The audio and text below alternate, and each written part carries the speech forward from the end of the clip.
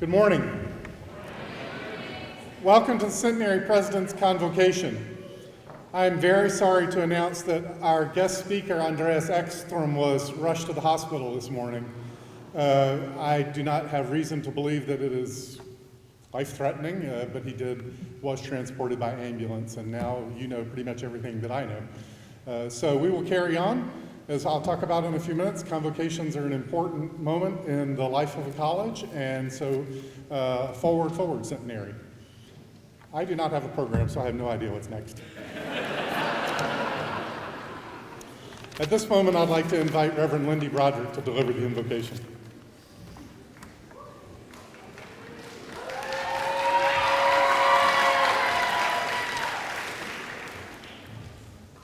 Will you please join me in an attitude of prayer?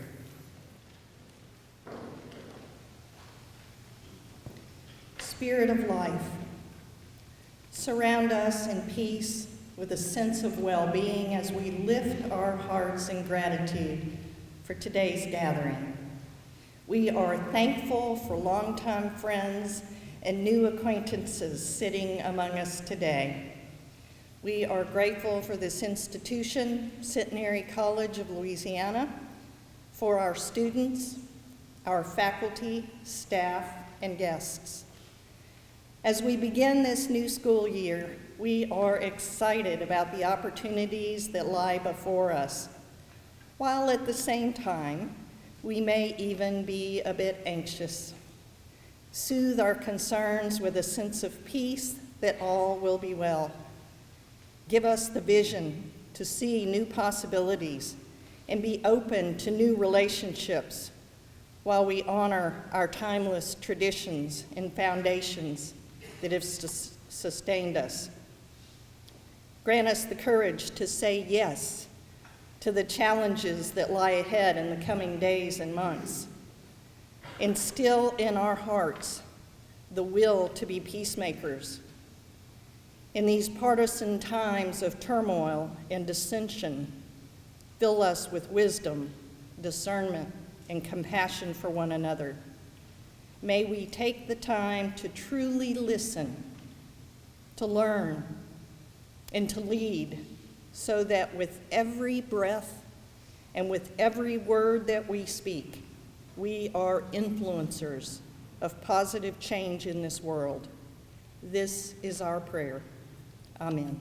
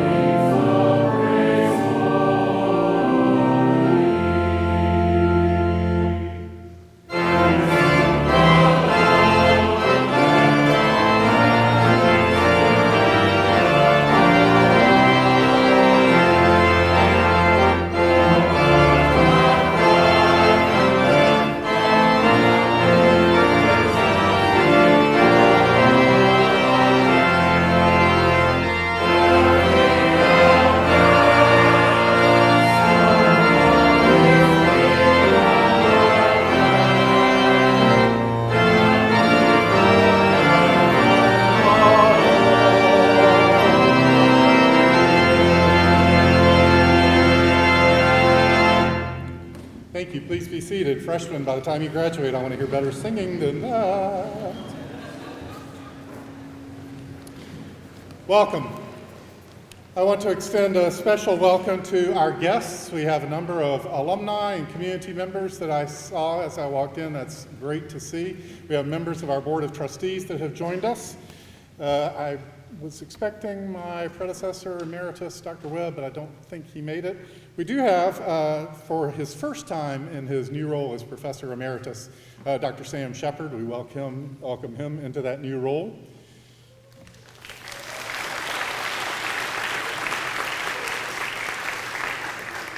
We welcome Dr. Jefferson Hendricks into his new role as the faculty marshal. I will leave it to you to ask Dr. Hendricks how one qualifies for that distinguished position. But yeah. And at this time, I will ask Dr. Karen Soll, the interim provost, to come forward for the honor court presentation.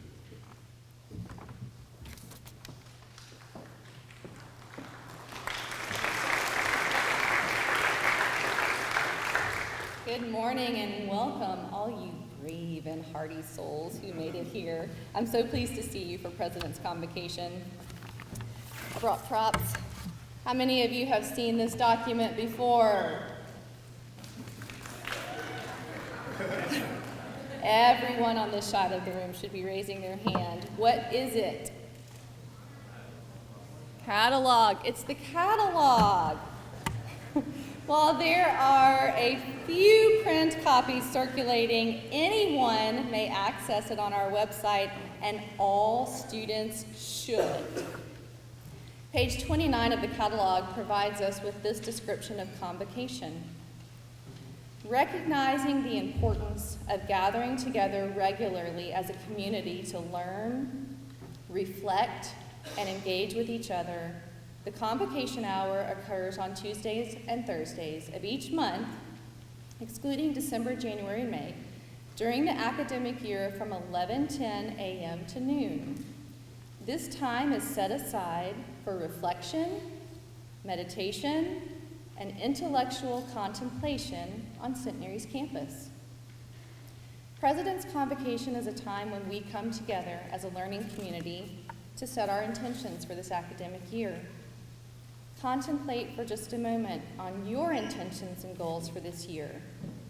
Students, are you pursuing that elusive A, or perhaps you are challenging yourself to join a new organization? Faculty members, are you trying out a new teaching method, or are you pushing yourself to finish that grant proposal? Family and community members, are you seeking meaningful ways to engage with the college, or perhaps new avenues for lifelong learning? Whatever your goals, use this time as an inspiration to set you on a successful path. A vital part of a successful path for students includes the Centenary Honor Code. As members of the Centenary College community, we hold ourselves and each other to the highest standards of academic and civic integrity. Class of 2023, you added your names to the Honor Code book during orientation. Along with your classmates here today and generations of Centenary students before you, you pledged to uphold a culture of honesty.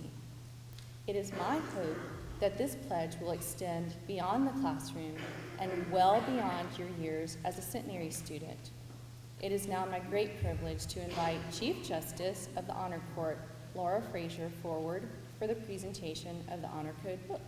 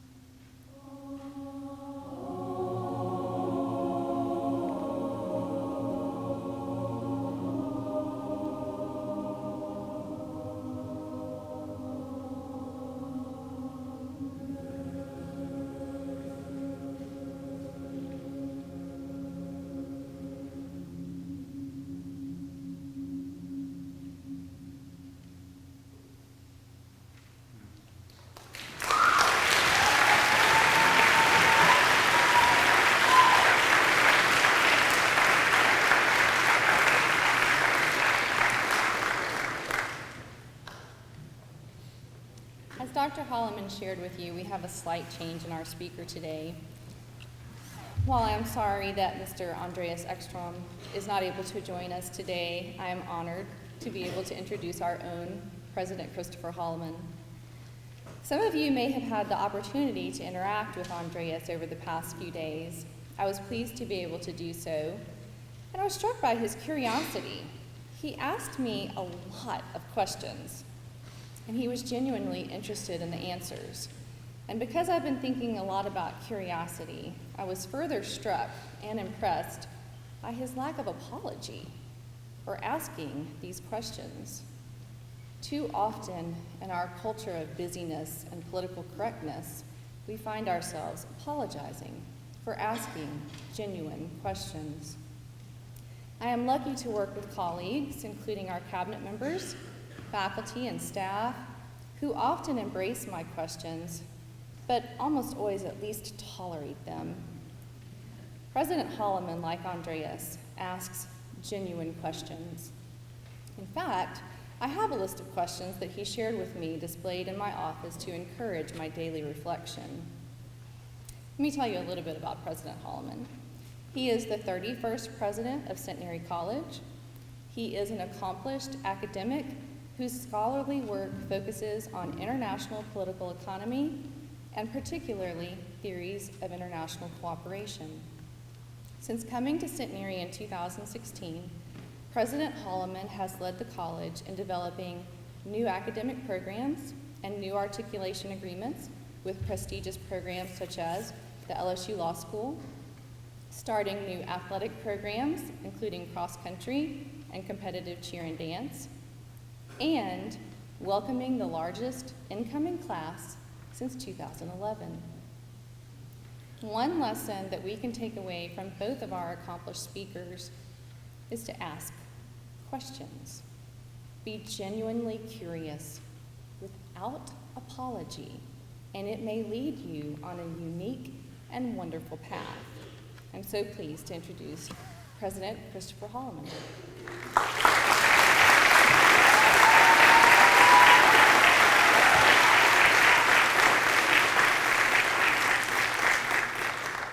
Thank you, Karen. That was marvelous. Certainly a better introduction than I suspect I deserve. And Karen and I have already realized we're going to have to do something about the microphone situation as we follow each other.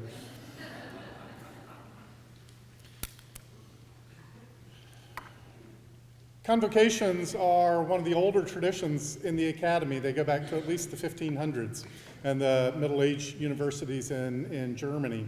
They're used for a variety of events to celebrate distinguished faculty members in retirement, to open buildings and all sorts of things, but most often to do what we're doing today, to mark the beginning of a new academic year and to welcome a new group of people into our very special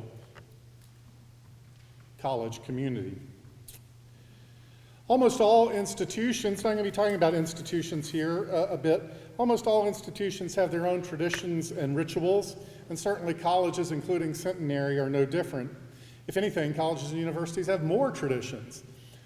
Some of them are perhaps silly. Maybe you've seen the brickwork out near my building about the bagels, a tradition that has largely been forgotten, I think. Maybe you've seen the old footage of Centenary or other colleges where freshmen were required to wear beanies for their first year. We don't do that anymore. The returning GIs from World War II, it was hard to tell them that they had to wear a beanie when they were freshmen. Some of our traditions and rituals are very serious, including the honor code that we have just been presented. But all of these traditions and rituals serve in their own way to bind us into a community. And so that's what I want to spend a few minutes talking about today. I'm speaking especially to our first-year students, since this is the end of your orientation period, along with the Centenary. What? No, the event tomorrow night. I'm blanking on the name of it. But I hope you're feeling challenged but not overwhelmed. This is a special time to welcome you into a community. But I want to ask you, Karen, we didn't coordinate this, but this works out well. I want to ask you a question. Some of you, how many of you, show of hands, how many of you have either seen the book or read the movie? Read the book or seen the movie of John Irving's The Cider House Rules? Handful. The book is good, the movie is good. They're very different, but they're both good in their own way. Anyway, there's a character in that book who asks what I'm going to ask you. What business are you in? What business are you in? And he doesn't mean what's your occupation. He means something much deeper. What's really important to you? And I challenge us today, both as individuals and as an institution, to ask that question. We certainly at Centenary ask it a lot. What business are we in? At some level, I suspect the answer is pretty obvious. Something about learning, I hope. But it's not that easy. Are we preparing you for your first job or your 5th job or your 10th job in an era when, if statistics hold out, you will change not just jobs but careers 5 to 7 times? A third of you will take a job when you graduate that doesn't exist today.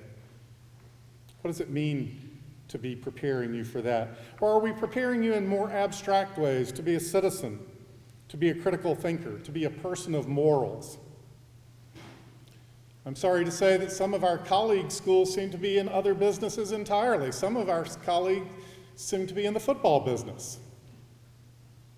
That's okay for them, I suppose.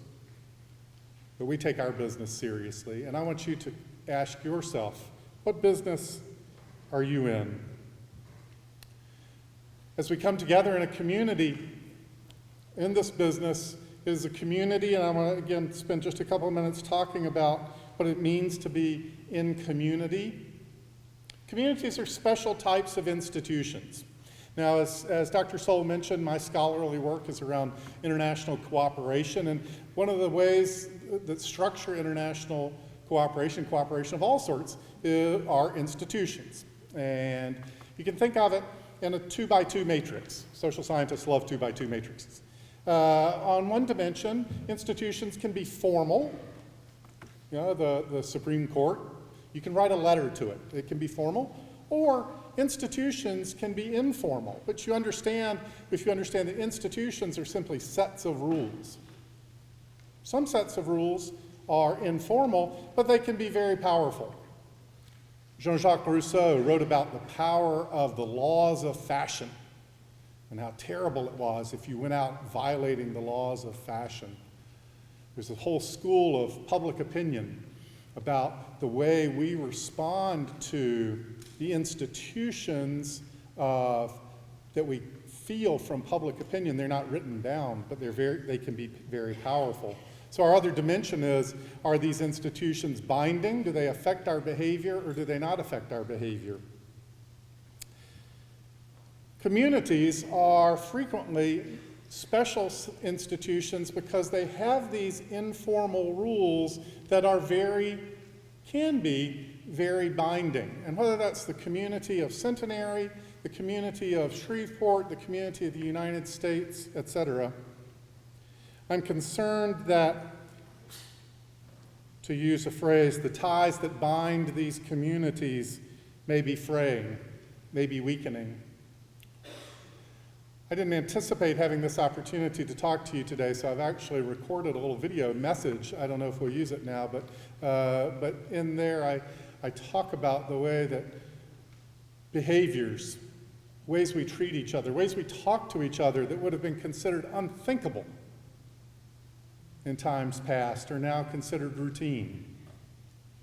Those ties that bind our community, the rules of engagement, if you will. How do we know what to expect from one another? What to expect from one another. I don't know if you paid attention to the words that our choir just sang there. If you're not familiar with them, I encourage you to become so. They're actually in the hymnal that you have, or you can look up the Wesleyan Covenant Prayer. It is in the tradition of John Wesley, and it's can be part of a service that people in the Wesleyan and the United Methodist tradition may say at the beginning of every year, but the important part for today is to understand that it's a covenant. It's two ways. In this case that Wesley's writing about, it's a covenant between us and God. But covenants that bind communities, there can be all sorts, but the important thing to recognize is that they are two-way streets. The covenants bind us together. And today we celebrate the fact that we are coming together, bound together, as a community of a very special type. Higher education communities are particularly special because of the goals of our community. The goals of our community are the pursuit of knowledge, which then takes us into even harder questions, and our faculty can help you wrestle with these because we've been wrestling with these as a humanity for centuries. What counts as knowledge? What counts as truth? Where do our beliefs fit in? What are facts? We sometimes hear, and it's a useful phrase in some respects, everyone's entitled to their own set of opinions, but they're not entitled to their own set of facts. Well, but we're going to ask you to think about how you know what fact is. There's a famous graph, I just ran across it fairly recently. Again, it graphs how much you know about a subject with how sure you are about it. And when you just start learning something, you're really sure you know it all.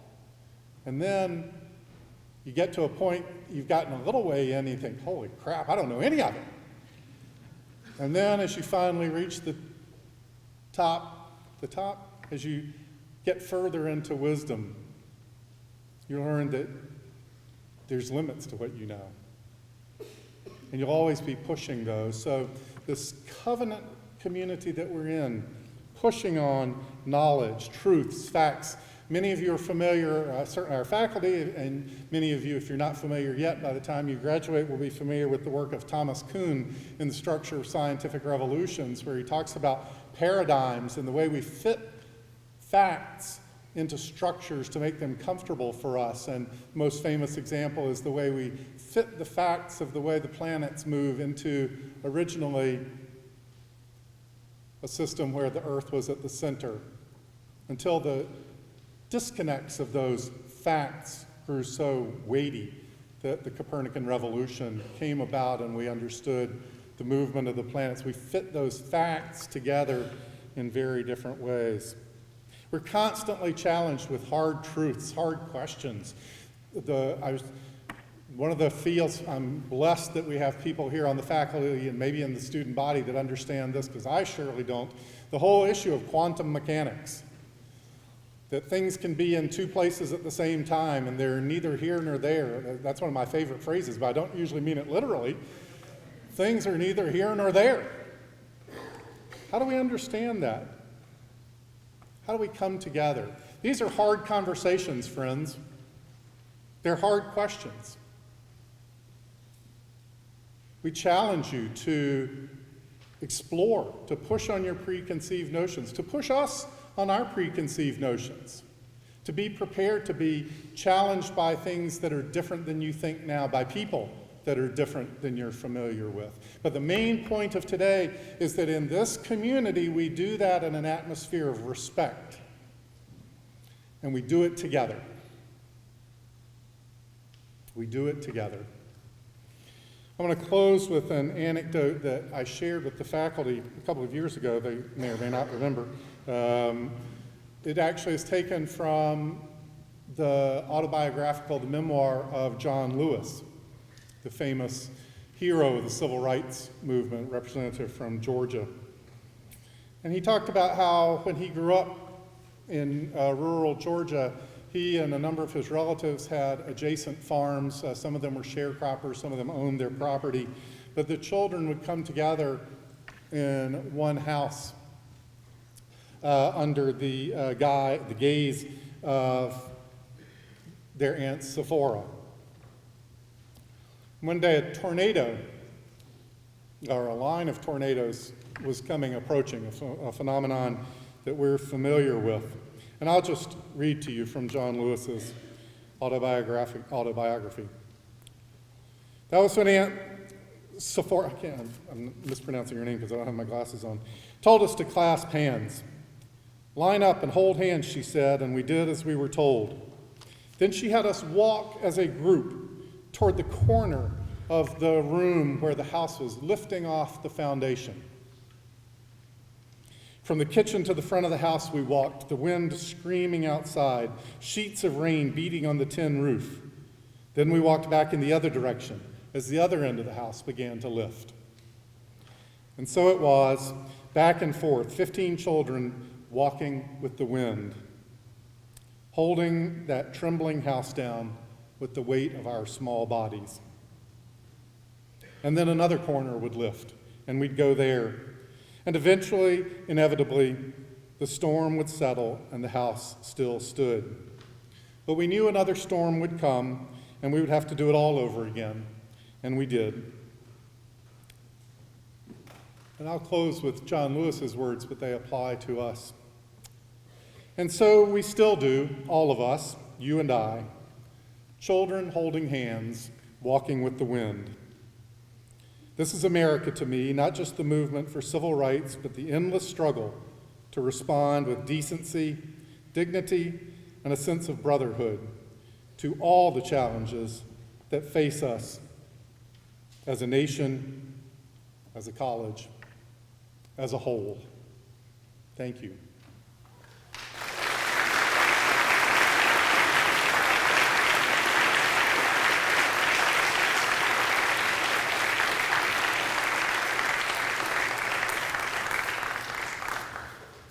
On your way out the door, first-year students, you're going to be given a gift, a challenge coin. This is last year's, but you'll get a new one. Challenge coins also have a long tradition back to certain aspects of them, back into the Roman times. In modern times, they're a fairly recent development, and they come to us out of the military. Military units have been issuing challenge coins to their members, and the members are expected to keep them on person at all time. And you can go to Wikipedia and read the various traditions, but probably the most famous one is that somebody will pull out his challenge coin or her challenge coin and start on the bar. And everybody has to come up with their challenge coin, and if you don't have it, you buy the drinks. That is not a Centenary tradition. Challenge coins are a tangible way of welcoming you to our community. There's a tradition at Centenary. It may be just starting. I shan't say that one way or the other. If you manage not to lose your challenge coin for 4 years and you bring this coin with you to commencement, the legend is that it will grant you great success through your whole career. So do with it what you will. Now the upperclassmen are saying, holy moly, where's mine? So anyway, on your way out, you'll receive a challenge coin from either me or the provost. Keep it and welcome to our community. At this point, I'd ask you to stand for the singing of the alma mater and then our benediction, and then I'd ask for you to stay standing in place for the academic procession. Thank you and welcome to Centenary.